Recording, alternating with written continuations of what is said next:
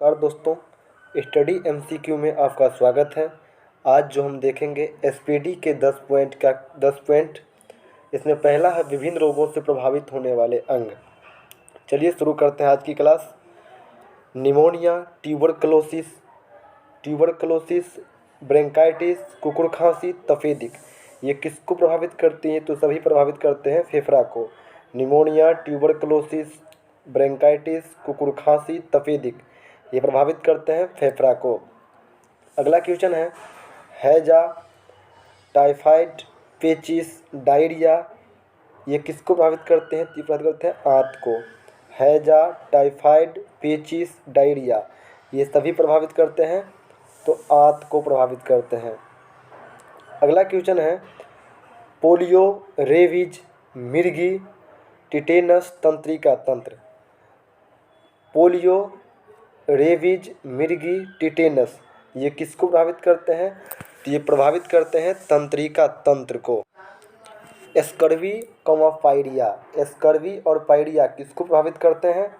तो ये प्रभावित करते हैं मसूढ़ा को। स्कर्वी और पायरिया मसूढ़ा को। अगली है हेपेटाइटिस पीलिया, हेपेटाइटिस पीलिया, ये किसको प्रभावित करते हैं? तो ये प्रभावित करते हैं यकृत को। अगली क्वेश्चन है मलेरिया, प्लेग, मलेरिया और प्लेग, ये प्रभावित करते हैं लाल रक्त कणिका यानी आरबीसी को। लाल रक्त कणिका आरबीसी को। मलेरिया और प्लेग लाल रक्त कणिका आरबीसी को। मधुमेह, जिसको हम डायबिटीज बोलते हैं, ये प्रभावित करते हैं अग्नाशय को।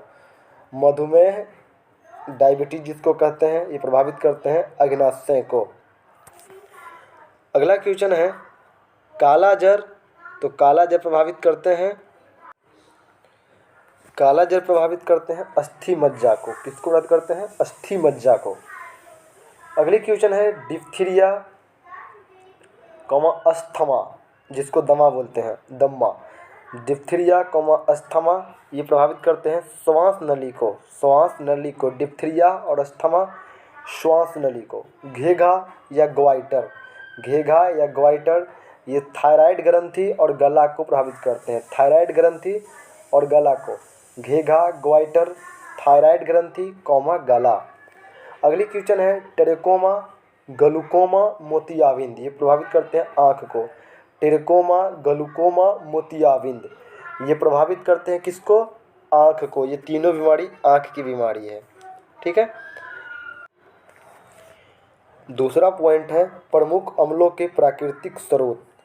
प्रमुख अम्लों के प्राकृतिक स्रोत, तो फॉर्मिक अम्ल जो है लाल चींटी और बिच्छू के डंक में पाया जाता है। फॉर्मिक अम्ल लाल चींटी और बिच्छू के डंक में पाया जाता है। साइट्रिक अम्ल खट्टे फलों और नींबू, संतरा में पाया जाता है। साइट्रिक अम्ल खट्टे फलों, नींबू, संतरा में पाया जाता है। बेंजोइक अम्ल घास, पत्ते और मूत्र में पाया जाता है। बेंजोइक अम्ल घास, पत्ते और मूत्र में पाया जाता है। ऑक्जेलिक अम्ल किस में पाया जाता है? तो ये पाया जाता है सारेल के वृक्ष और टमाटर में। ऑक्जेलिक अम्ल सारेल के वृक्ष और टमाटर में। एसिटिक अम्ल किस में पाया जाता है? तो एसिटिक अम्ल पाया जाता है फलों के रस और सिरका में। एसिटिक अम्ल फलों के रस और सिरका में। नाइट्रिक अम्ल, तो नाइट्रिक अम्ल पाया जाता है फिटकीरी और सोरा में। नाइट्रिक अम्ल फिटकीरी और सोरा में।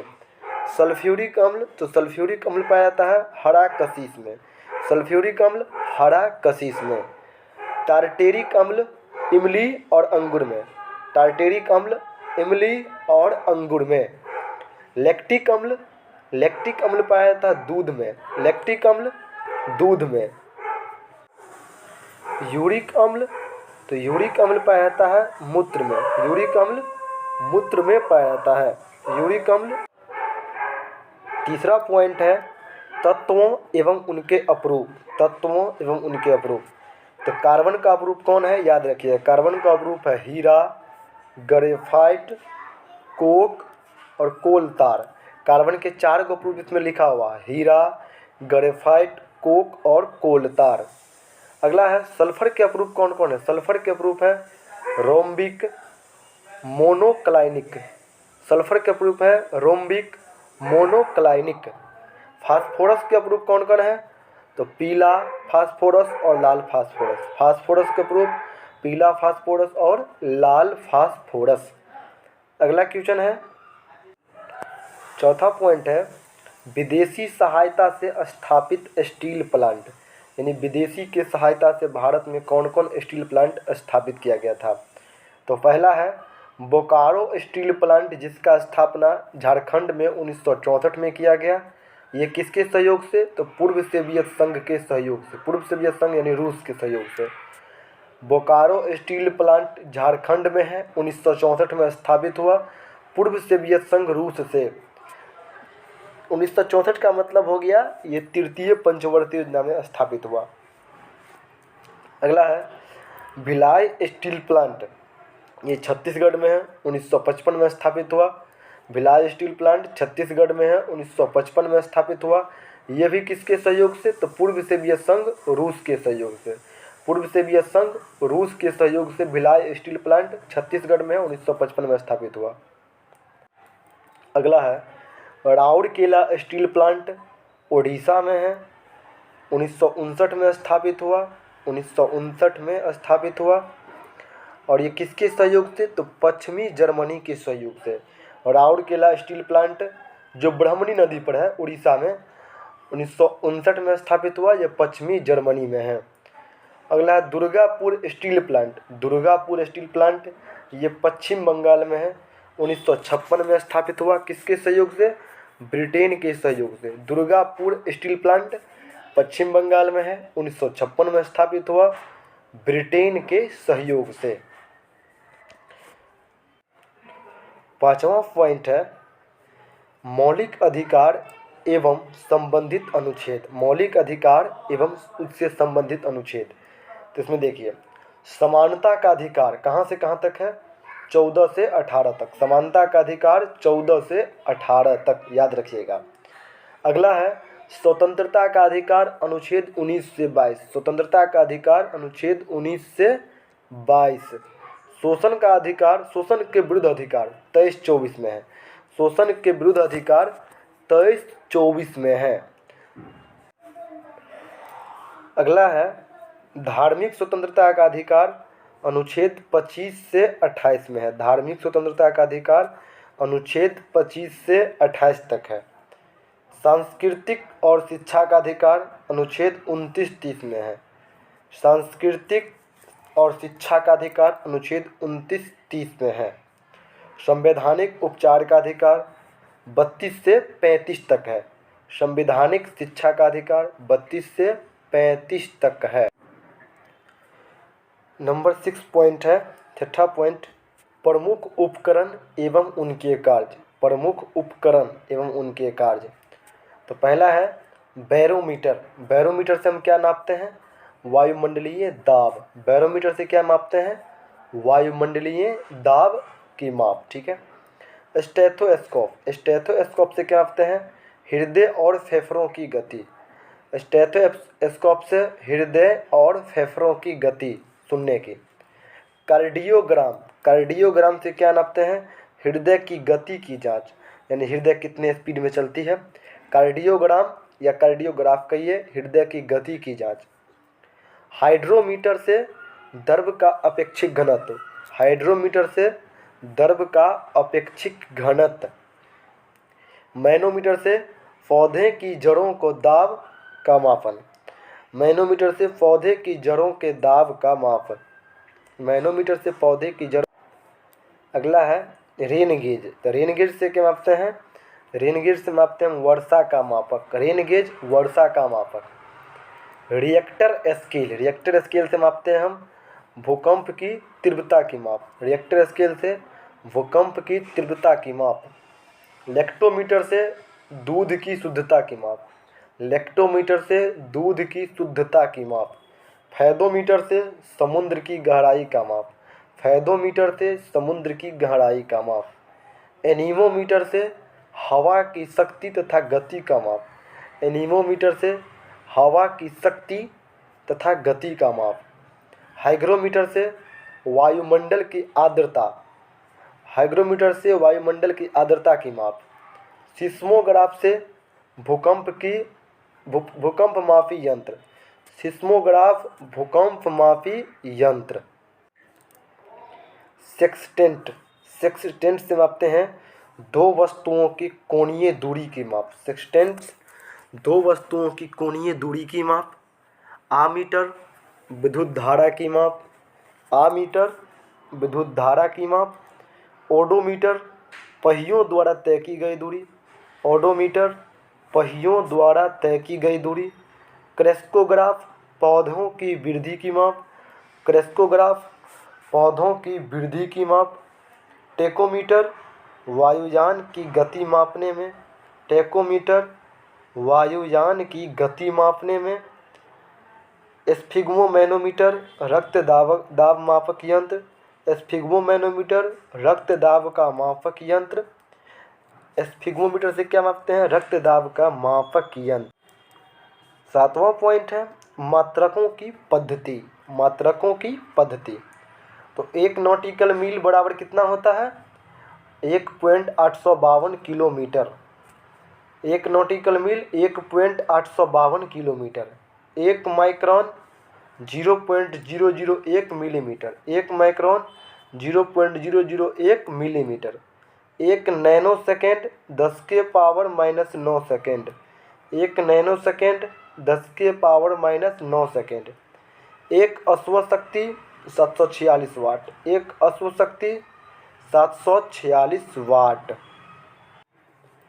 1 फैदम, तो 1 फैदम होता है 6 फीट यानी 1.8 मीटर, 1 फैदम 6 फीट यानी 1.8 मीटर। 0 सेंटीग्रेड यानी 32 डिग्री फ़ारेनहाइट, 0 सेंटीग्रेड यानी 32 डिग्री फ़ारेनहाइट। -40 डिग्री फ़ारेनहाइट बराबर -40 डिग्री सेंटीग्रेड, यानी -40 डिग्री पर फ़ारेनहाइट और सेंटीग्रेड दोनों बराबर होते हैं। 8वां पॉइंट है प्रमुख कृषि क्रांतियाँ।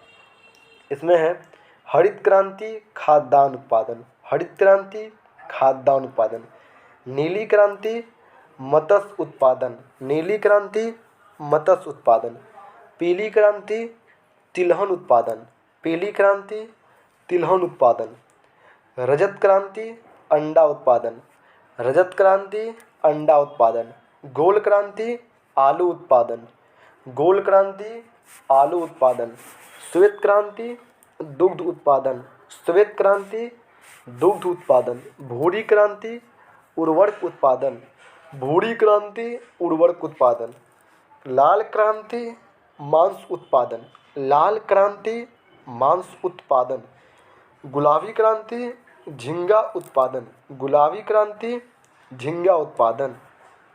सुनहरी क्रांति फल उत्पादन, सुनहरी क्रांति फल उत्पादन। 9वां पॉइंट है चट्टानों का वर्गीकरण, 9वां पॉइंट है चट्टानों का वर्गीकरण। यानी अग्नेय चट्टान में कौन कौन आते हैं? तो ग्रेनाइट, बेसाल्ट और डायोराइट। अग्नेय चट्टान में ग्रेनाइट, बेसाल्ट, डायोराइट। कायांतरित चट्टान में निस ग्रेनाइट से, संगमरमर चूना पत्थर से, क्वार्टरजाइट सिलिका से और ग्रेफाइट कोयला से। कायांतरित चट्टान यानी निस, संगमरमर, क्वार्टरजाइट और ग्रेफाइट, ये कायांतरित चट्टान है जो प्राप्त होता है निस ग्रेनाइट से मिलता है, संगमरमर चूना पत्थर से मिलता है, क्वार्टरजाइट सिलिका से मिलता है और ग्रेफाइट कोयला से मिलता है, या कोयला में पाया जाता है, बात बराबर है। अगला है अवसादी चट्टान। तो अवसादी चट्टान किस में पाया जाता है? तो चूना पत्थर में, बलुआ पत्थर में, कोयला में। अवसादी चट्टान का उदाहरण है चूना पत्थर, बलुआ पत्थर और कोयला। नंबर 10 पॉइंट है और लास्ट पॉइंट है प्रमुख औषधि एवं उनके स्रोत, प्रमुख औषधि एवं उनके स्रोत। कुनैन, कुनैन ये सिनकोना की छाल से प्राप्त होते हैं, कुनैन सिनकोना की छाल से प्राप्त होते हैं। निकोटीन, तो निकोटीन ये तंबाकू से प्राप्त होते हैं। निकोटीन जो एक औषधि है, जहरीला पदार्थ है, वो तंबाकू में पाया जाता है। थीन या कैफीन जो अल्कलॉइड है, थीन चाय में पाया जाता है जो एक तरह से जहर है। और कॉफ़ी कैफीन में पाया जाता है, कॉफ़ी में कैफीन पाया जाता है। चाय में थीन पाया जाता है और कॉफ़ी में कैफीन पाया जाता है। हेरोइन, मॉर्फिन और कोडीन, हेरोइन, मॉर्फिन और कोडीन ये अफीम में पाया जाता है। हेरोइन, मॉर्फिन और कोडीन ये अफीम में पाया जाता है। एस्पिरिन ये विलो में पाया जाता है। एस्पिरिन जो होता है ये विलो में पाया जाता है, जिसके विलो से ही बैट बनाया जाता है। कोकीन ये इरिथ्रोजाइलोन या कोक में पाया जाता है। कोकीन, इरिथ्रोजाइलोन या कोक अकवन में पाया जाता है। अकवन जिससे अंधा हो जाता है आदमी। चलिए, तो आज की क्लास हम यही समाप्ति करते हैं। अगर आप चैनल पे नए विजिट कर रहे हो तो लाइक, शेयर और सब्सक्राइब करना नहीं भूलिएगा। धन्यवाद। मिलते हैं अगली वीडियो में। वीडियो आपको कैसा लगा कमेंट करना नहीं भूलिएगा। जय हिंद, वंदे मातरम।